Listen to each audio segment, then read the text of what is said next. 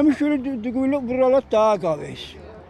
ჩემი შვილი იქ არაფერი შუაში არ არის. მკვლელობაში ეჭვმიტანილი 46 წლის კაცის მამა ამტკიცებს, რომ შვილი უკანონო პატიმარია. 75 წლის პენსიონერი ირწმუნება, რომ დაკავებული უდანაშაულოა და რეალური მკვლელი თავისუფლებაზეა. მაჰმუდ ალიევი ორმუღალნოში 21 მაისს დააკავეს. პოლიციამ კაცს უთხრა, რომ 2022 წელს ქეშელოში მომხდარი მკვლელობის მთავარი ეჭვმიტანილი იყო. დაკავებულის მამა ამტკიცებს, რომ მისი შვილი გამოძიების და დაზარალებული ოჯახის ინტერესებს ეწირება.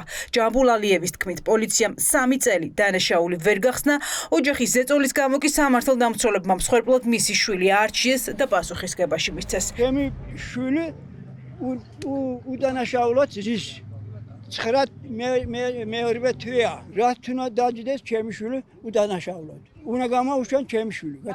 ისინი ჩემი ნათლია. ჩემი გაინათლი კარგი. ნათესავები არიან? ნათესავები ვართ, კაცო. მკვლელის ოჯახთან. ხო.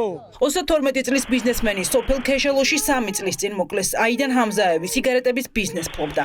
ის საკუთარ მაღაზიაში ჩაცხრილეს. შემძარავი მკვლელობამ სათვალთვალო კამერებად დააფიქსირეს. დანაშაულს ჰყავდა თვითმფრინველებიც, რომლებიც შემთხვევის დროს მაღაზიაში იმყოფებოდნენ.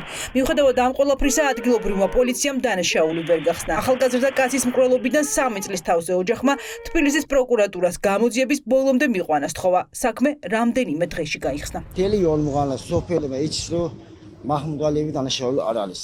ეს შარზე არის. ჩვენ ვთხოვთ, რომ ნამდვილი მომგვლელი იბოვნოს, ჩვენ მაჰმუდ ალიევი გამთასვლოს. მოზობელი ქონდა ერთ-მეორის, როგორ გითხრათ, ეგრე სადოუ ამბავი არ ქონდა მაგათ ერთ-მეორში. ნაჩხები არ ქონდა. თბილისის პროკურატურამ წაუყენა ბრალი და მათი შუამდგომლობით მაჰმუდ ალიევი ყოველგვარი პირდაპირ მტკიცებულებების არარსებობით სასამართლოს მიერ დაკავებული იქნა. ჩვენ არ ვდავობთ აქ დღეს ქვემდებარეობას, არამედ თბილისის პროკურატურა მისცე წაუყენა ბრალი, რომ ახალი მტკიცებულება არ მოუპოვებია, რაც გახდიდა საფუძვლეს ბრალის წარდგინებისა და დაკავებისა. ადვოკატები, ადგილობრივები და ოჯახის წევრები ამტკიცებენ, რომ მაჰმუდ ალიევი მსხვერპლია. დაკავებულის მხარდასაჭერად ორმუღალნოელებმა დღეს სასამართლოსთან საპროტესტო აქცია მოაწყვეს. ყველა ერთხმად ამბობდა, რომ პოლიცია რეალურ დამნაშავეს მფარველობს და მის ნაცვლად ალიევს ჯის. არის საეჭვო განმარტებები, რაზეც ასევე საუბრობს დაზარალებული მხარე, რომ მტკიცებულებები წაშლილია პოლიციის მიერ. არსებობს ეჭვი, რომ პოლიცია რეალურ მკვლელს მფარველობს? არსებობს ეჭვი, იმიტომ რომ წაშლილია 3 საათის ჩანაწერები მკვლელობიდან გვამის აღმოჩენამდე. მიუხედავად იმისა, რომ 3 წელი იძიებდა კახეთის პროკურატურა, 3 წლის შემდეგ გარკვეული თვეების განმავლობაში თბილისის პროკურატურას ჰქონდა აღნიშნული საქმე გამოძიებისთვის, ბრალდებულის დაკავება არ ხდებოდა. აიდინ ჰამზაევის ოჯახის წევრებმა გენერალური პროკურატურის წინ გამართეს აქცია და აანონსეს უწყვეტი აქციები.